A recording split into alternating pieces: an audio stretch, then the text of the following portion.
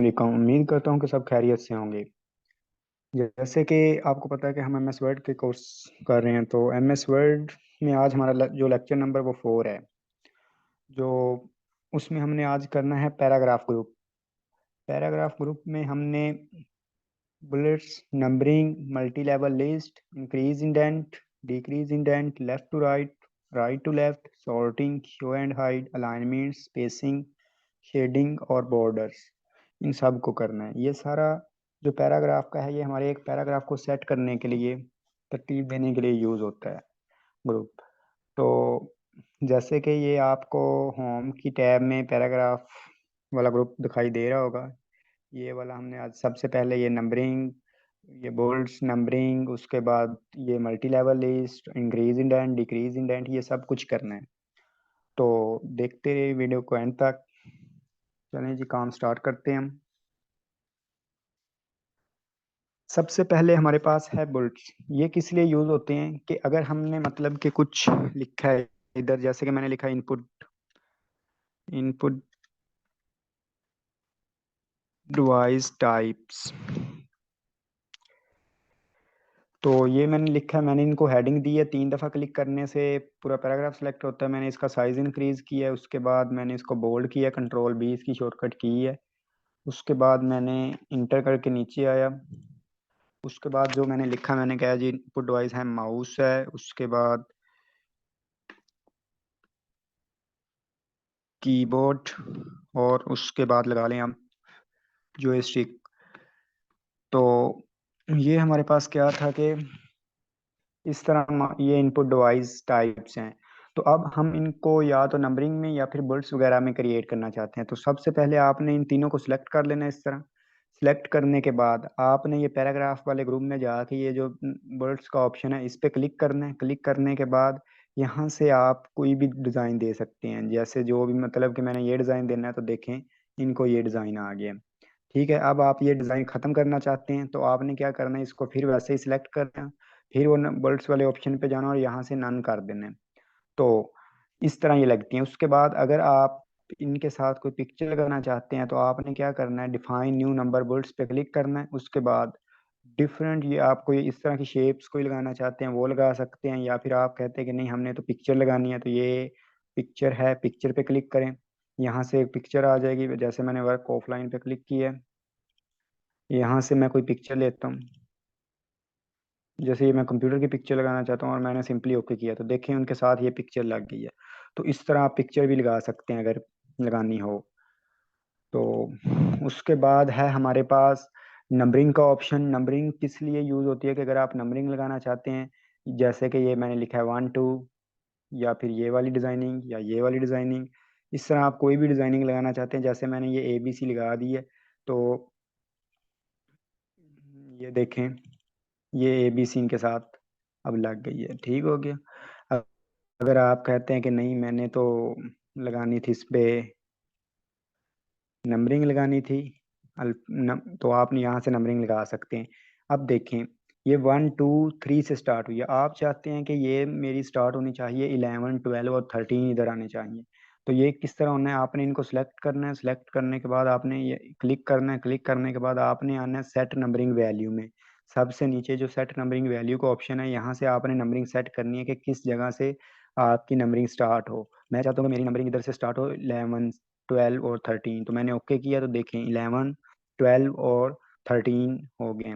उसके बाद अगर आप चाहते हैं, यहाँ से भी आप इसकी फॉर्मेटिंग चेंज कर सकते हैं कि आपको ये ABC वाला चाहिए या 1 2 ये चाहिए या लिख, तो ये आप डिफाइन न्यू नंबर फॉर्मेट से भी इसको चेंज कर सकते हैं। जैसे मैंने यहाँ से कोई फॉर्मेट ले लिया, मैंने कहा कि मुझे ये फॉर्मेट ये फर्स्ट सेकंड थर्ड वाला चाहिए, तो मैंने इसको ओके कर दिया। तो देखें ये मेरे पास 11 12 और 13, जो कि मैंने पीछे, आप चाहते हैं कि नहीं यहाँ पे फर्स्ट सेकंड थर्ड आए, तो वैसे ही आपने जाना है सेट नंबरिंग वैल्यू पे। सेट नंबरिंग वैल्यू पे जाने के बाद आपने यहाँ से करना है वन, फर्स्ट सेकंड और थर्ड, और मैंने यहाँ से सिंपली ओके कर दिया। तो ये चीज़ थी हमारे पास इसकी। उसके बाद ये इसकी तरतीब इस तरह क्यों हो गई है कि हमने इसको पीछे से सेट नहीं किया हुआ। उसके बाद है हमारे पास इसमें मैंने इनको सेलेक्ट किया, यहाँ से मैंने इनको ये बुलेट्स लगाए हैं, तो ये इस तरह सेट हो गए हैं एक दफ़ा। अब देखें उसके बाद है multi level list. Multi level list कैसे कहते हैं कि अगर आप अपनी मर्जी की लिस्ट बनाना चाहते हैं, जैसे कि मैंने यहाँ से क्लिक किया, मैंने लिखा है मल्टी लेवल लिस्ट पे, मैंने क्लिक किया। मल्टी लेवल लिस्ट पे क्लिक करने के बाद यहाँ से मैं कोई भी डिजाइनिंग ले लेता हूँ, जैसे मुझे ये चाहिए या ये, मैं मतलब ये नंबरिंग वाली ले लेता हूँ। तो ये इस तरह आ गई। इधर मैंने लिखा है 10 चैप्टर, तो ये मैंने लिखा है। उसके बाद मैंने किया इंटर। उसकी अब मैं आगे एक्सरसाइज लिखना चाहता हूँ, तो इस तरह मतलब कि मैं एक्सरसाइज लिखना चाहता हूँ, तो मैं अब क्या करूँगा, यहाँ पे मैं कीबोर्ड एक दफ़ा ऑन कर लूँ। ये देखें, ये जो कीबोर्ड पे आपको टैब का ऑप्शन दिखाई देता है, ये टैब का, आपने सिंपली इसको प्रेस करना है। जैसे कि अब मैंने सिंपली ये टैब को प्रेस किया, तो देखें उधर क्या हुआ है, 1.1 हो गया है। मतलब कि अब यहाँ पे मैं 10.1 एक्सरसाइज, फिर मैंने इंटर करना है, तो वो ऑटोमेटिकली वो जनरेट कर देगा। मैंने इधर कर दिया 10.2, फिर मैंने इंटर किया है, फिर वो कर देगा 10.3। तो अब देखें, आप चाहते हैं कि मेरे जो फर्स्ट 10 चैप्टर है उसकी सिर्फ 3 ही एक्सरसाइज हैं, 10.1, 10.2 और 10.3। अब आप चाहते हैं कि जो मेरे पास है नेक्स्ट 2 की मतलब कि हेडिंग स्टार्ट हो जाए, 2 की फॉर्मेटिंग स्टार्ट हो जाए, तो अब आपने उधर से सिंपल इंटर करना है, तो फिर दूसरी मरतबा भी इंटर ही आपने प्रेस करना है, तो वो आपके पास 2 आ जाएगा। अब मैं इधर लिखा है 11 चैप्टर, तो मैंने जैसे ही 11 चैप्टर किया है और मैंने इंटर किया, तो अब आप चाहते हैं कि इसकी अब 2.1 फॉर्मेटिंग आए, तो आपने वैसे ही कीबोर्ड से टैब को प्रेस करना है। जैसे ही आप टैब को प्रेस करेंगे तो वो आपके पास इस तरह आ जाएगा। अब मैंने इधर लिखा है 11.2, फिर मैंने लिखा है 11.3। तो ये इस तरह आपके पास मतलब कि इसे कहते हैं मल्टी लेवल लिस्ट, अपनी मर्जी की लिस्ट बनाना। अब आप चाहते हैं कि मैंने इंटर किया है, तो ये जो 2.3 है ऊपर, इसकी मतलब कि एक हेडिंग आगे निकल आए 2.3.1, तो आपने सिंपली कीबोर्ड से फिर टैब को प्रेस करना है। जैसे ही मैंने टैब को प्रेस किया, तो देखें आगे उसकी मल्टी लेवल लिस्ट निकल आई है। तो इसे कहते हैं मल्टी लेवल लिस्ट क्रिएट करना। ठीक हो गया, उम्मीद करता हूँ कि ये आपको समझ आई होगी। उसके बाद है आपके पास ऑप्शन इंडेंट, इंक्रीज इंडेंट और डिक्रीज इंडेंट। मैंने आपको फर्स्ट लेक्चर में बताया था कि इंडेंट कहते किसे हैं।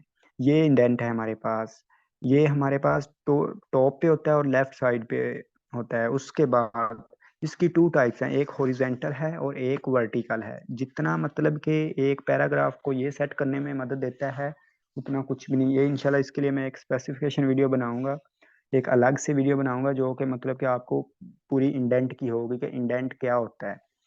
ठीक हो गया।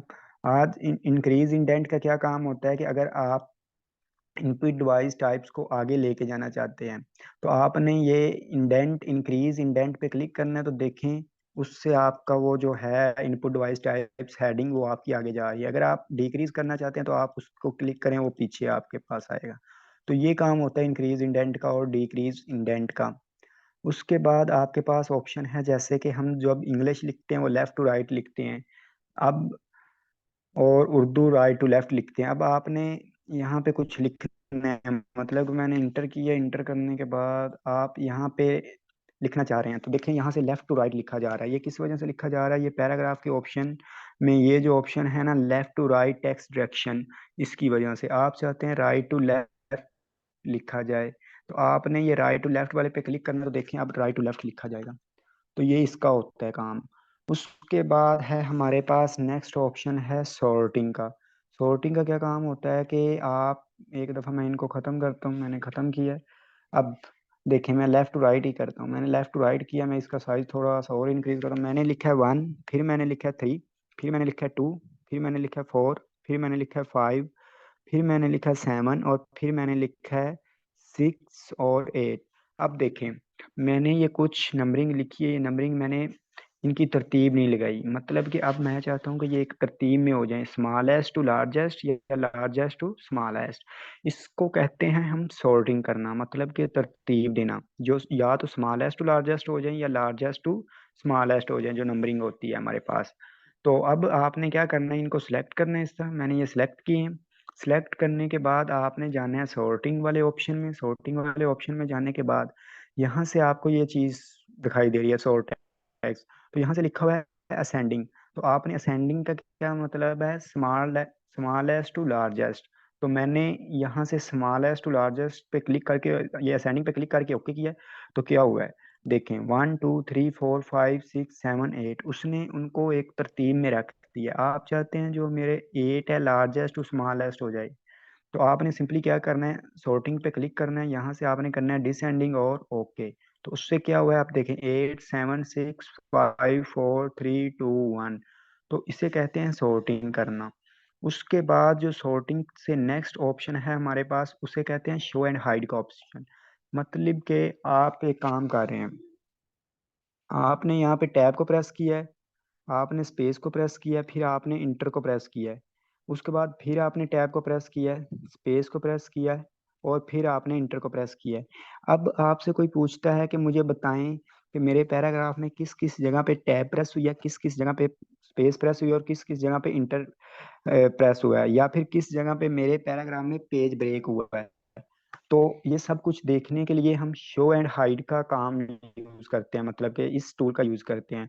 किस तरह, आपने सिंपली सिंपली क्या करना है, आपने शो एंड हाइड पे क्लिक करना है। जब आप शो एंड हाइड पे क्लिक करेंगे तो ये इस तरह आपके पास, ये देखें, ये आपके पास टैब का ऑप्शन है, ये उसके बाद आपके पास है स्पेसिंग का ऑप्शन है, और ये आपके पास इंटर का ऑप्शन है। तो ये आपको शो एंड हाइड से पता चलता है। ये पेज ब्रेक भी हुआ है, ये शो एंड, अगर आप उसको अनचेक कर देंगे तो वो खत्म हो जाएगा, फिर आपको पता नहीं चलेगा कि किस जगह पे शो एंड हाइड हो रहा है। तो इसकी जो शॉर्टकट की है वो आपने कीबोर्ड से कंट्रोल शिफ्ट प्लस मल्टीप्लाई, मतलब कि क्लिक करना है तो वो आपके पास हो जाएगी, कंट्रोल शिफ्ट प्लस मल्टीप्लाई। तो शो एंड हाइड हो जाएगा। अगर आपने इनको खत्म करना है, हाइड करना है, तो आपने क्या करना है, कंट्रोल शिफ्ट प्लस मल्टीप्लाई, इस पे क्लिक करना है, फिर वो गायब हो जाएगा। जैसे कि आपने क्या करना है, कंट्रोल शिफ्ट प्लस ये मल्टीप्लाई, तो ये देखें शो एंड हाइड हो गया है। उसके बाद अगर फिर खत्म करना है तो आपने क्या करना है, कंट्रोल शिफ्ट प्लस मल्टीप्लाई, तो ये आपके पास खत्म हो जाएगा। तो शो एंड हाइड का ये काम होता है। उसके बाद है आपके पास अलाइनमेंट का ऑप्शन, कि अलाइनमेंट कैसे करते हैं। जैसे कि मैंने इधर कुछ पैराग्राफ लिखे हैं, मैंने लिखा है इज इक्वल रेंट ब्रैकेट 1/3 का क्या मतलब है कि मेरे पास एक पैराग्राफ आएगा, उसमें 3 सेंटेंस होंगे। मैं इंटर करता हूँ तो ये देखें वो आ गया है। उसके बाद मैं इसका थोड़ा सा साइज इंक्रीज कर लेता हूँ, मैंने साइज इंक्रीज किया है। उसके बाद मैं इसकी कुछ हेडिंग लगा लेता हूँ, COM कंप्यूटर। तो मैं इस हेडिंग का साइज, अब देखें, मैंने इसको सिलेक्ट किया। सिलेक्ट करने के बाद ये जो अलाइनमेंट का ऑप्शन है, नीचे आप आए ये वाला, इसे कहते हैं लेफ्ट अलाइनमेंट। मतलब कि अगर आप सेंटर में इस हेडिंग को करना चाहते हैं तो आप ये सेंटर वाली हेडिंग पे क्लिक करेंगे तो वो सेंटर में आपका आपकी हेडिंग चली जाएगी। अगर आप राइट साइड पे करना चाहते हैं तो देखें वो राइट साइड पे चली गई है। अगर आप लेफ्ट साइड पे करना चाहते हैं तो ये लेफ्ट साइड पे चली जाएगी। तो ये उसके बाद है, जैसे कि आपने सेंटर में किया है जस्टिफाई। जस्टिफाई का ऑप्शन क्या करता है कि आप कंप्यूटर अपनी मर्जी से इनको एक तरतीब दे देता है। जैसे कि मैंने इस पे क्लिक किया जस्टिफाई पे, तो देखें उसने उसको इस तरह एक तरतीब में रख दिया है। अब इनकी शॉर्टकट की क्या है पहले देख लें। अब देखें आपने क्या करना है, आपने कीबोर्ड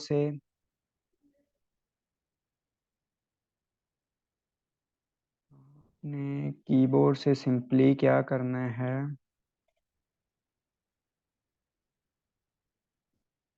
अब देखें, मैंने इस पैराग्राफ को सिलेक्ट किया। सिलेक्ट करने के बाद आपने कीबोर्ड से कंट्रोल प्लस L को क्लिक करना है, तो ये लेफ्ट साइड में आएगा। कंट्रोल प्लस E को क्लिक करेंगे तो ये सेंटर में जाएगा। Control plus E centre, control plus L left side, control plus R right side, और कंट्रोल प्लस J जस्टिफाई।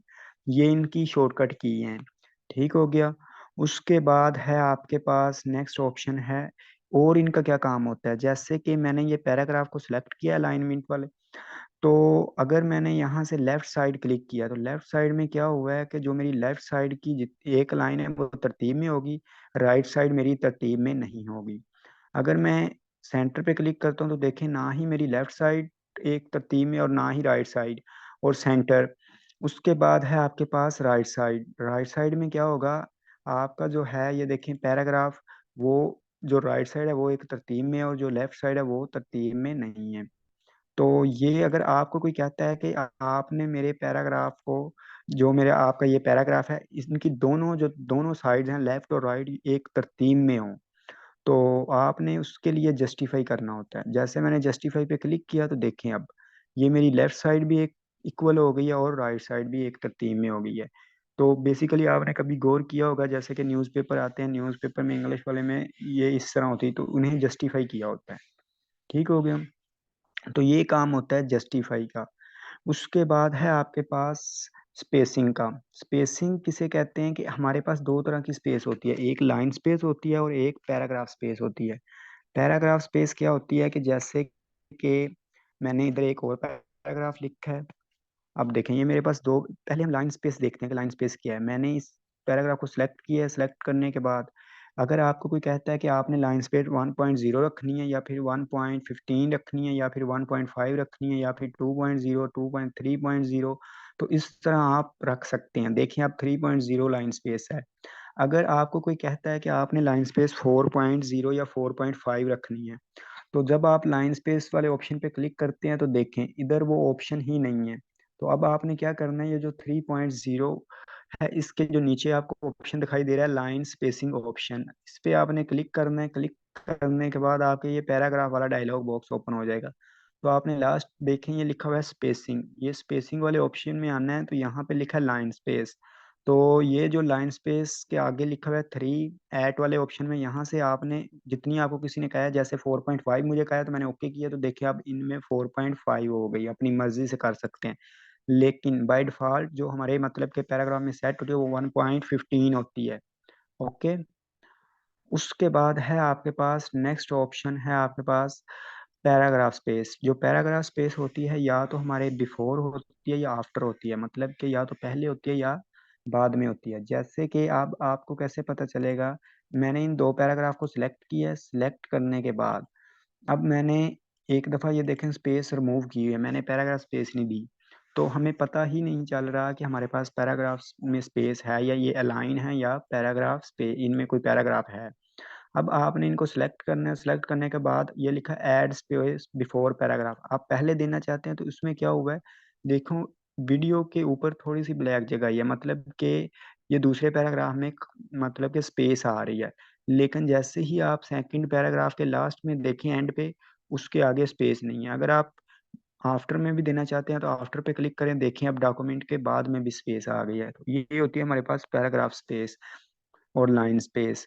उसके बाद है हमारे पास ये शेडिंग का ऑप्शन। हमारे पास तीन तरह के कलर होते हैं जैसे मैंने आपको बताया था। एक तो ये है कि अगर आप मैं आपको कहता हूँ कि ये आपके लिए काफ़ी इंपॉर्टेंट है, इसको हाईलाइट कर लें, तो ये जो फ़ॉन्ट वाले ग्रुप में हाईलाइट का ऑप्शन है यहाँ से आप हाईलाइट कर सकते हैं।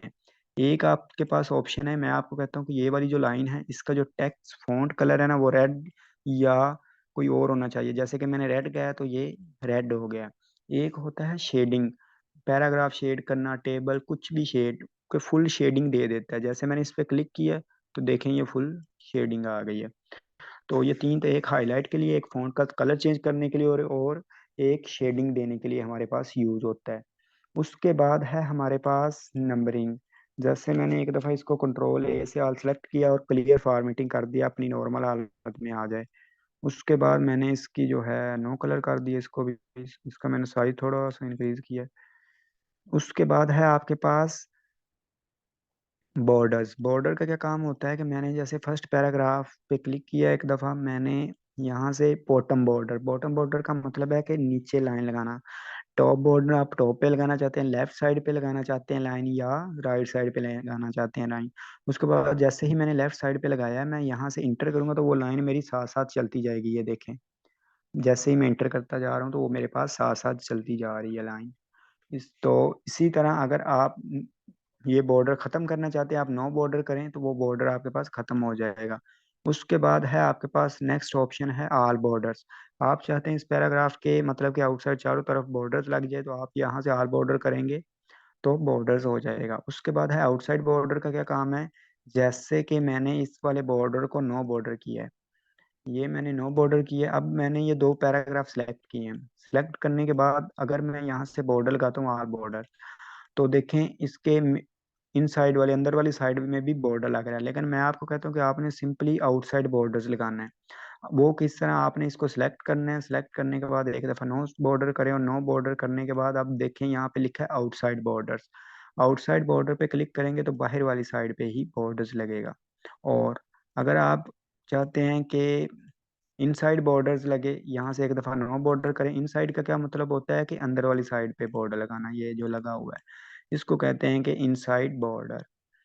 उसके बाद है आपके पास ऑप्शन इनसाइड हॉरिजेंटल लाइन, अगर आपने लगानी है लगा सकते हैं, हटानी है तो हटा सकते हैं। वर्टिकल हमने कोई मतलब कि इसमें वो कॉलम वगैरह ऐड नहीं की, इस वजह से ये। और ये जो डायगोनल डाउन बॉर्डर और डायगोनल अप बॉर्डर, ये हम इंशाल्लाह जब टेबल वाला ग्रुप करेंगे उसमें आपको ये सारा कुछ बताएंगे। इसमें ड्रॉ टेबल है, ड्रॉ टेबल का भी यही काम होता है कि ये भी पैरा उसमें टेबल में आपको बताएंगे, व्यू ग्रिड लाइंस भी। उसके बाद है बॉर्डर्स एंड शेडिंग। इसका क्या काम होता है कि आप डिजाइनिंग दार बॉर्डर लगाना चाहते हैं, आप चाहते हैं कि मेरे जो पैराग्राफ को कोई डिजाइनिंग दार बॉर्डर आए। जैसे कि मैंने इसको एक दफ़ा सेलेक्ट किया, सेलेक्ट करने के बाद मैंने बॉर्डर्स पे क्लिक किया और मैं बॉर्डर्स एंड शेडिंग पे आ गया। तो जैसे ही मैंने इस पे क्लिक किया तो ये एक मेरे पास न्यू विंडो ओपन हो गई है। कैसे, मैंने पहले बॉर्डर पे क्लिक किया, फिर फुल बॉटम में मैंने बॉर्डर्स एंड शेडिंग पे क्लिक किया, उसके बाद मेरे पास ये विंडो आ गई है। तो मैं यहाँ से कोई भी बॉर्डर्स की लाइंस डिज़ाइन चॉइस कर सकता हूँ, जैसे मैंने ये किया है। और ये जो कलर लिखा है यहाँ से मैं कोई कलर ले सकता हूँ, और यहाँ से मतलब कि इसकी जो विड्थ हाइट छोटी मोटी रखनी है तो वो मैं कर सकता हूँ। और पैराग्राफ पे मैंने लगानी है तो पैराग्राफ और मैंने ओके कर,